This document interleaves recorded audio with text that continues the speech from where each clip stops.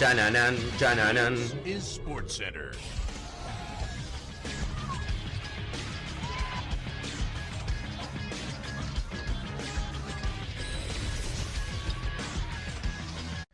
Hola gente, ¿cómo andan? Un saludo grande para todos, yo soy Sanio y les traigo un nuevo video. En este caso un nuevo episodio de las promesas latinas. En el video anterior habíamos hablado de las promesas del año 2010, cómo estaban hoy en 2020, si habían sido un éxito, si habían sido un fracaso. Bueno, les gustó la idea, tuvo bastantes visitas, tuvo bastante apoyo, por lo cual se me ocurrió hacer exactamente lo mismo, pero 2 años más tarde. Es decir, las promesas latinas que habían en el año 2012, hoy en día, dónde se encuentran, cuál fue su recorrido, y si esas grandes promesas que muchos decían que iban a ser los mejores jugadores de su selección en el futuro, son la realidad o finalmente fueron un fracaso o terminaron decepcionando. Así que espero que les guste mucho la idea del video, que si quieren que haga otros años, que primero me comenten en los comentarios de qué año les gustaría que me centre, 2006, 2008, 2014, y que lleguemos a 2000 me gusta en este tipo de videos, que me sigan tanto en Twitch, que hago los directos, tanto en Instagram y también que me sigan en Twitter, y por último que se suscriban a este canal. Ahora sí, arrancamos con el video. Promesa número 1, y viniendo directamente desde la Argentina, voy a hablar de Mauro Icardi, un jugador más que consagrado hoy en día. Claramente, si mencioné Icardi, fue una promesa que se terminó cumpliendo, pero que por el año 2012 realmente era un pibe que aparecía que muchos tenían una incógnita de dónde había salido Icardi, porque nunca había jugado en el fútbol argentino. Tenía 19 años, era un pibe cuya trayectoria venía desde muy chico haberse mudado de España a las islas de Gran Canaria, hizo parte de sus inferiores en el Barcelona, en la Masía, pero jamás llegó a debutar en el equipo culé, y por el año 2012 lo ceden a préstamo a la Sampdoria de Italia. En la Sampdoria en esa temporada realmente tiene un temporadón, le marca goles importantes a la Juventus, a grandes equipos, 31 partidos, 10 goles, lo que hace que el Inter ponga los ojos en él y lo compre. Después tuvo años brillantes en el Inter, donde se convirtió en capitán y referente, 219 partidos, marcando 124 tantos. Quizás los últimos años no fueron los mejores, peleas con técnicos, con la directiva, además de los conflictos ya conocidos con Maxi López y sus famosas Icardiadas, que se hicieron más que conocidas, lo que hicieron que salga del Inter y que hoy en día se encuentre jugando en el PSG, donde tiene números avasallantes en el fútbol francés con 20 goles en 31 partidos. La cuenta perdiente quizás de este gran 9 que tiene hoy en día el mundo, quizás es la selección argentina, en la cual justamente por todo lo extrafuturístico muy pocas veces lo han convocado.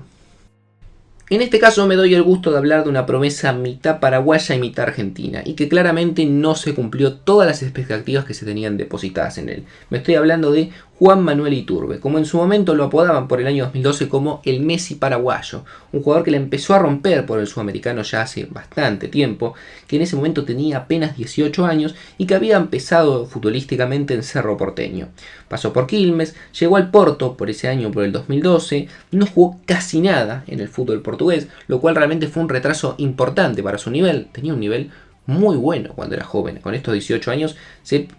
especulaban muchísimas cosas acerca de él que la verdad que nunca terminó de cumplir.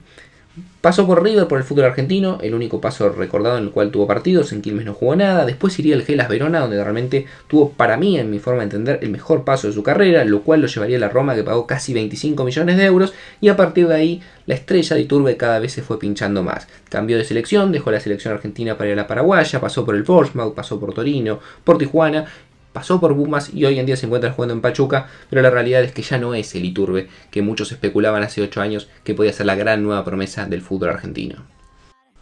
Por el fútbol chileno, otro que tampoco logró cumplir o satisfacer con todas las expectativas que se tenían respecto a él. En el año 2012, Diego Rubio aparecía en Colo-Colo con apenas 18 años, un futbolista que duró un suspiro en el fútbol chileno, solamente 10 partidos en el Cacique marcando 6 tantos, lo que hizo que venga el Sporting de Lisboa en el año 2012 y ponga 1,5 millones de euros para llevarse su pase. Lamentablemente todo esto que se pensaba y se especulaba respecto a lo que podía ser Diego Rubio se terminó cayendo a lo largo de los años y la poca continuidad que tuvo en los clubes en los que estuvo. Jugó 3 años en el Sporting de Lisboa hasta el 2015, solamente 19 partidos y un tanto. Recordemos que es número 9 Diego Rubio. Después iría al fútbol de Rumania a jugar al Pandurri, pasaría por el fútbol de Noruega, se iría a jugar a Valladolid y ya hace varios años que se encuentra jugando en diferentes equipos de la MLS, inclusive ni siquiera en la primera división del fútbol de los Estados Unidos. Hoy en día se encuentra jugando en Colorado Rapids. Pasamos ahora a hablar de la estrella que tenía el fútbol peruano, un poco más grande con respecto a los que venimos hablando, en este caso 20 años, pero un futbolista que también, a mi entender, al igual que Rubio, al igual que Iturbe, quizás en menor o mayor medida, no terminaron cumpliendo con todo lo que se esperaba respecto a ellos. Me refiero a André Carrillo, un Extremo, volante o mediocampista por los costados, muy interesante, con muchísima velocidad y con una gran habilidad con los pies, que había surgido en Alianza Lima por el año 2009, jugó un par de años allí, sobre todo el último es donde tuvo más continuidad, y justamente en el año 2012 pega el salto al mismo equipo que Xavier Rubio, que era el Sporting de Lisboa. Realmente le fue muy bien en el equipo portugués, tuvo buenos números, 4 años, 162 partidos, 16 tantos, hasta ahí veníamos todo bien, pero después de su salida del equipo portugués y la ida a un equipo un poco más grande como es el Benfica, cayó mucho su rendimiento y sus actuaciones. Pasó por el Benfica, apenas 29 partidos, pasó por el Watford sin pena ni gloria y hoy en día ya hace 2 temporadas que se encuentra jugando en el fútbol de Arabia Saudita. Pero no todo son malas noticias para las promesas del 2012. Había una promesa muy interesante en el fútbol colombiano que ya venía apareciendo desde hace años, pero bueno, en el 2012 tenía apenas 19 años. Quizás podía todavía no terminar de confirmarse, dio un paso muy importante en esos años que fue el salto a Europa, como es James Rodríguez. Un futbolista surgido en Envigado en el año 2006, debutó muy joven, estamos hablando que en 2012 tenía 19, bueno, 13, 14 años cuando debutó en Envigado. Llegó a Banfield en el año 2008, donde la rompió, el extranjero más joven en anotar en el fútbol argentino y en debutar. Jugó 2 años, salió campeón, lo compró el Porto, realmente en el equipo portugués le fue muy bien, 3 años hasta el 2013, 108 partidos, 32 goles, comenzaron las convocatorias a la Selección Colombia, lo compra el Mónaco con 45 millones de euros y tras una temporada en el fútbol francés lo compra el Real Madrid en 75 millones de euros. Arrancó muy bien en el Madrid, después pinchó, empezó a tener menos continuidad, problemas extrafutbolísticos, lo mandaron a préstamo al Bayern y hoy en día nuevamente está en el Real Madrid, es un gran jugador, de los mejores que ha tenido seguramente la historia de Colombia, pero hoy no atraviesa su mejor momento. Por el fútbol mexicano vamos a hablar ahora de un defensor, para no hablar solamente de delanteros, porque es verdad que las grandes promesas generalmente están asociadas a futbolistas de ataque, volantes ofensivos, volantes por los costados o delanteros, pero creo que también hay promesas en la defensa. Y una de esas era Diego Reyes en el fútbol mexicano por el año 2012. Defensor central que apenas tenía 18 años, que tenía un puñado de partidos en primera con el América de México, que en ese año logra algo inédito para México, que fue una gran camada como la del año 2012, en la cual en Londres logran salir campeón y obtener la medalla de oro en los Juegos Olímpicos. Él era el más joven de todos esos futbolistas de allí, muchos no triunfaron. En el caso de él tuvo una carrera bastante aceptable, pasó por el Porto, por la Real Sociedad, obviamente llegó a la Liga Mexicana, llegó a la selección mexicana, pasó por el Español, por el Fenerbahce, por Leganés y hoy en día ha vuelto al fútbol de su país, pero en este caso para jugar en Tigres.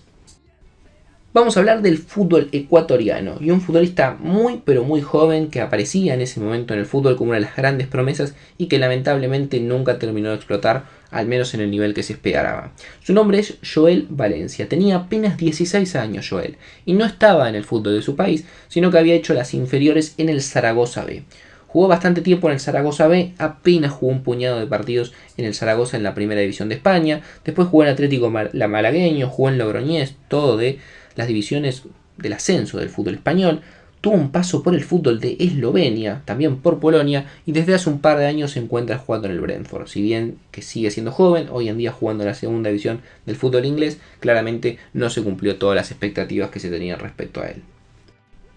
Otro jugador que yo considero que tampoco cumplió con todas las expectativas que se tenían respecto a él y que realmente era un futbolista muy interesante era Nico El Diente López. En este caso, claramente hablando de un uruguayo. Tenía apenas 17 años, un delantero muy interesante que tenía la particularidad de, más allá de ser un 9, de poder moverse en todo el frente de ataque en cualquier posición donde lo ponían. Jugó en Nacional apenas 6 partidos, marcó 3 goles en el 2011 y lo compró a la Roma. En la Roma apenas tuvo oportunidades, pasó al Udinese, jugó 28 partidos, marcó 5 tantos, una serie de préstamos, Hellas Verona, Granada, Nacional,